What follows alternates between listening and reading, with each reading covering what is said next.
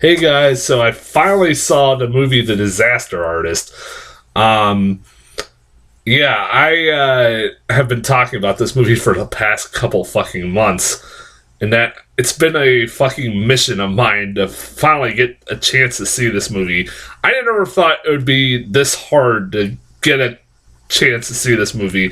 Of all the movies that have come out over the last couple months, this is the one that's been the most difficult to find. I don't know why. I know some people will say because of the James Franco allegations as of late, but you know what? I was hard to find this fucking movie way before that happened, and it's baffling. Like this movie was like not just like a unknown not that or unknown movie starring unknown actors. It's fucking James Franco, Seth Rogen, Dave Franco, and a lot of big name actors in this fucking movie, and they're like, it's about one of the worst movies ever, one of the most well known worst movies ever made. So it's not like about of a movie that's never been heard of before. And it's like, what the hell? Like, why was it so hard to find this movie? I literally saw probably the last screening before it gets like removed from any theaters around me. I still had to drive a little bit of a distance, but I still got a chance to see this. I'm so happy I did. Because this was a movie I was generally fucking looking forward to a lot. And I wasn't like, I guess I should talk about the 500-pound gorilla in the room with, James Franco and all these allegations. This is the only time I'm going to bring this up. I'm going to tell you this right now. This is not one of those things I'm going to talk about this constantly. I was still going to go see this movie no matter what, even with all the allegations coming out against him. It didn't change my mind about this movie whatsoever. I still like James Franco. I don't know all the details of what really fucking happened. But, and I'm not one of those people that are just ready to grab their pitchforks and fucking torches and ready to ruin a person's career instantly without really even investigating what really fucking happened. But like I said, I was looking forward to this movie, and I was like, did this movie, is this one of those movies that got overlooked, or is it one of those movies that was kind of overhyped?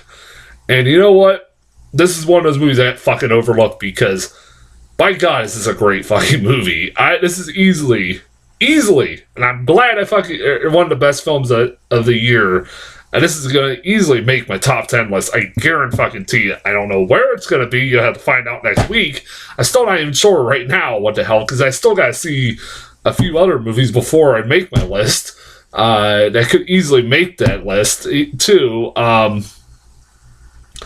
But man, this is a goddamn good movie. It's a movie that's a fascinating film that has a great fucking message to it. That is also about one of the weirdest movies ever made. That was made by one of the weirdest people that ever fucking existed.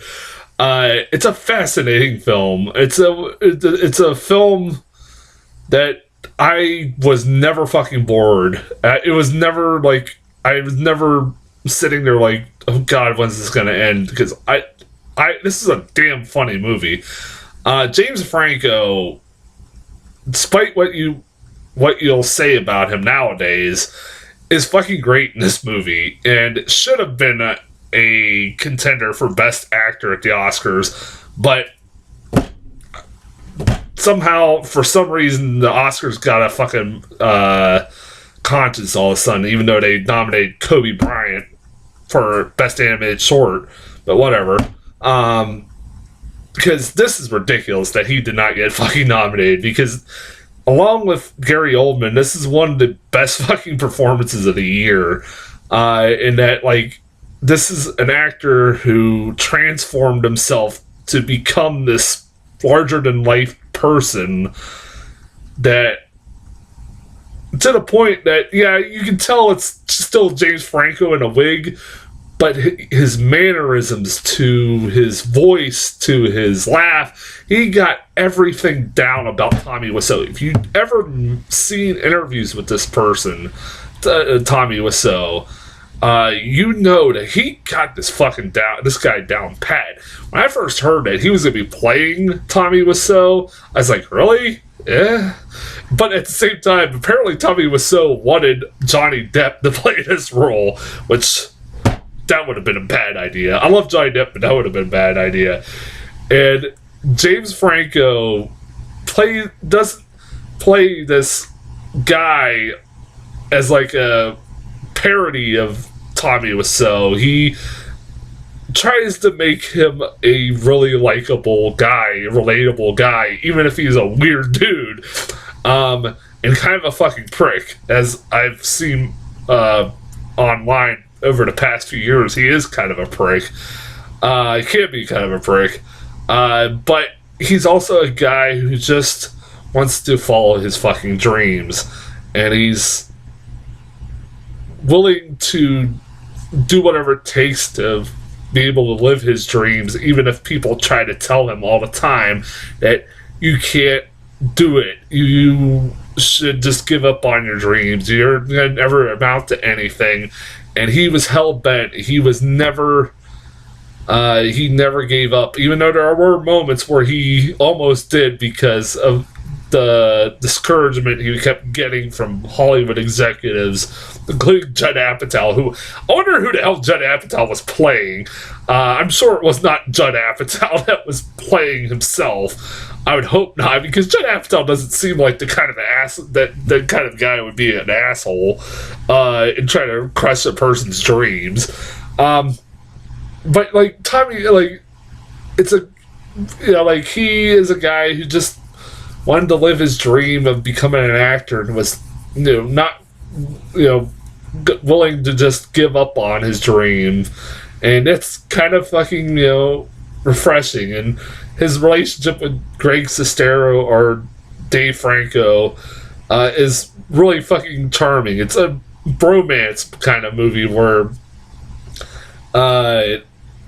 it's the chemistry between Dave Franco and James Franco shockingly was great. Like, they had natural comedic chemistry. Like, you really bought these two as best friends. I mean, I guess it helps that they were fucking brothers in real life. But they are like, these two guys just,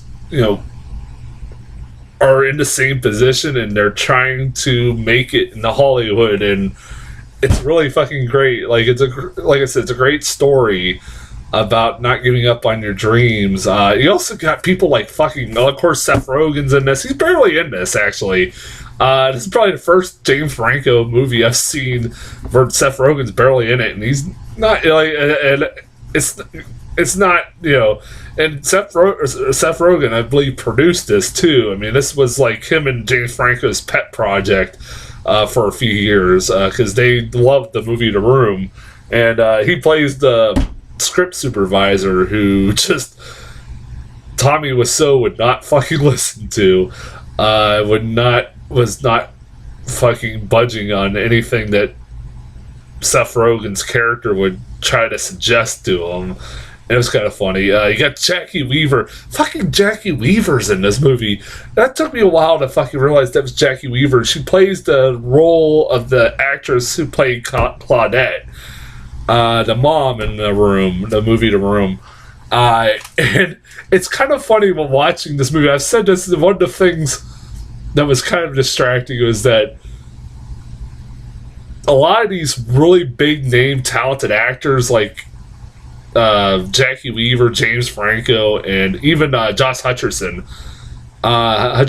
is playing these famous roles in The Room, and they're trying to do bad acting, but at the same time they're showing a lot better acting chops than the actual actors that they're portraying, which is kind of funny. Like, they show side by side at the end of the movie the scenes that were recreated from the original movie The Room, and the acting in the fucking Disaster Artist is way fucking better than the stuff in The Room.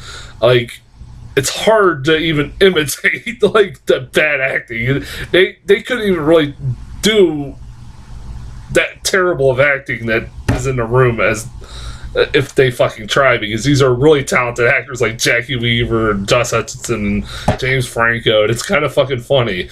As much as they try, they cannot.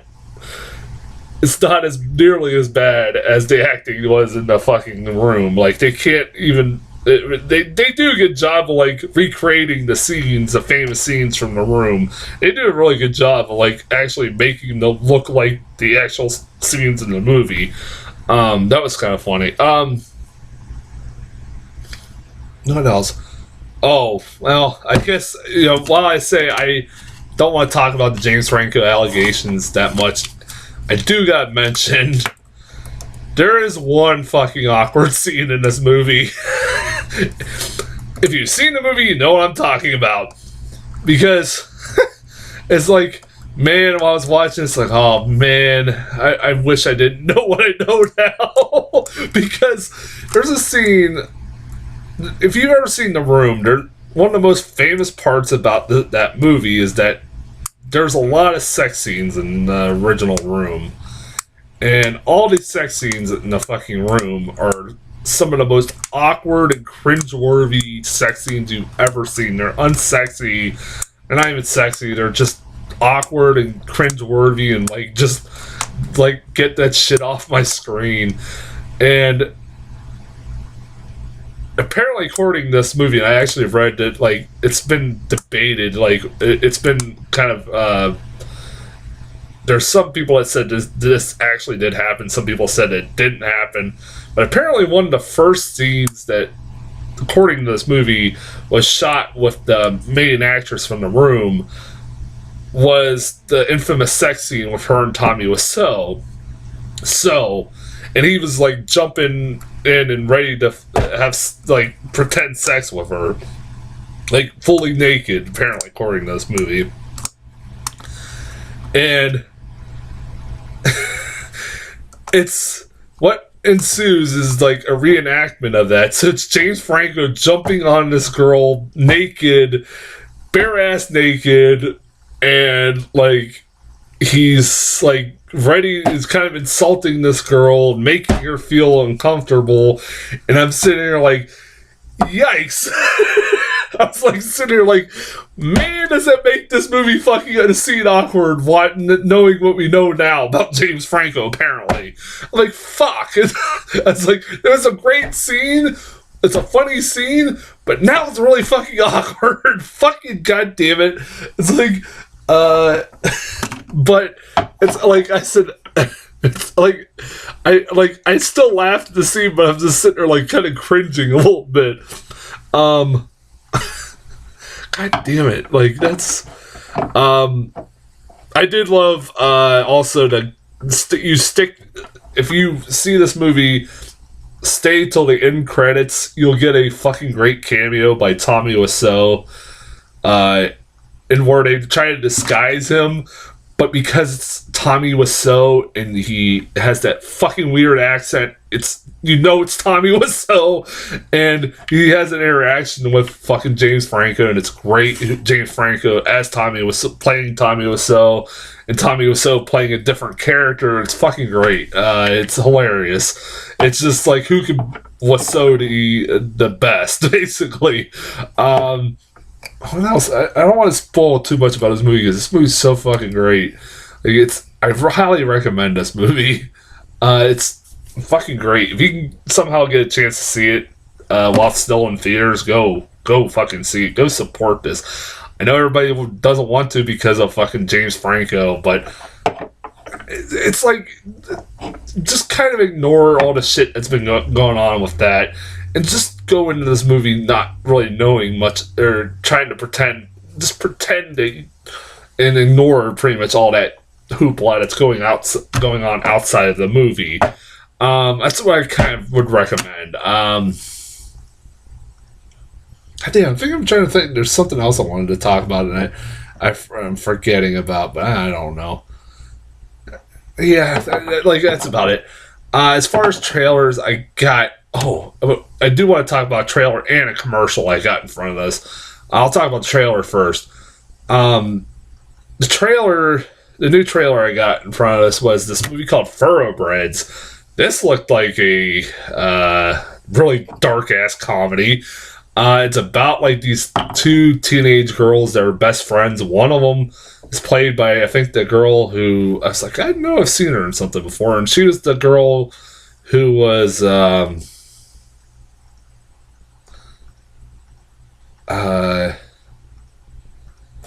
she was in the lead of Split as the lead girl in Split, and she was great in that movie. And I forget who she's playing in this. But one of them is just a soulless sociopath, and the other is just this normal teenage girl.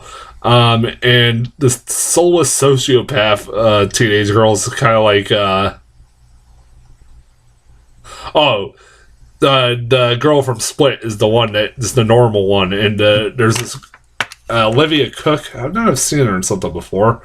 How old was she in? I don't know. Anyways, she Olivia Cook is this girl who's like this soulless sociopath who feels nothing. According to her, feels absolutely nothing, and she trying to convince her friend to fucking kill her dad. Okay, because her dad's an asshole, just a normal asshole dad, that most teenage girls can't stand. I'm like, okay, that's a weird fucking comedy. Yeah. And it's called. And one of the saddest parts about the movie is that it's got Anton Yelchin. I was like, man, I didn't even realize they had any movies left with him in it. It's been a couple of years since he died. Wow.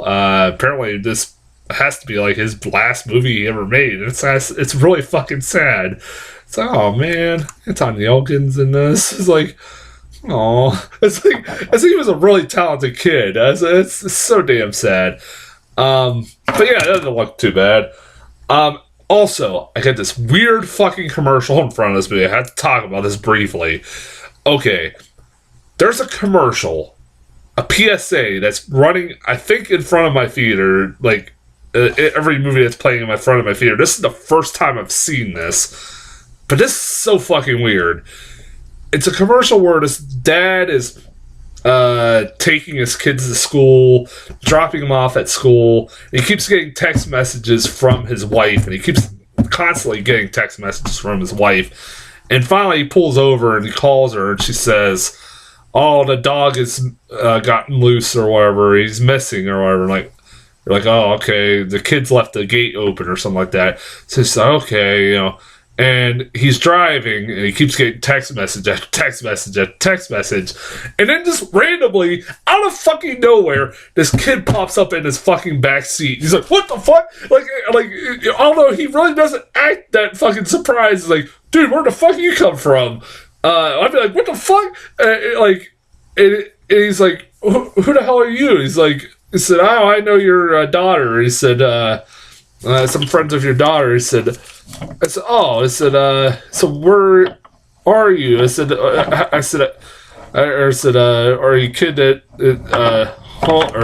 is lost or something like that? I don't know. And he says, oh, is that Allie's mom, the daughter's mom's texting you? He's like, yeah. I said, why don't you answer? He said, well, I don't answer it when I got a kid in the fucking car. He's like, well, I'm not here. And then he just disappears. And so he's like, oh, okay. And he, like a dumbass, starts reading his text and text messaging. And he's like, the kid pops back up. It's like, I'm over here.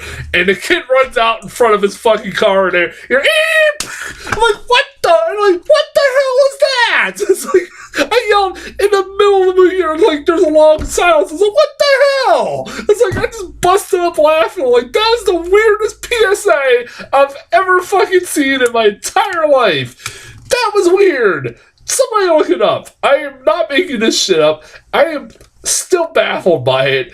I was just like, for 20 minutes straight after it, before the movie started, I was just laughing about it for like I mean, yeah, it's not funny dying, kids getting killed in a car crash, but still, what the hell?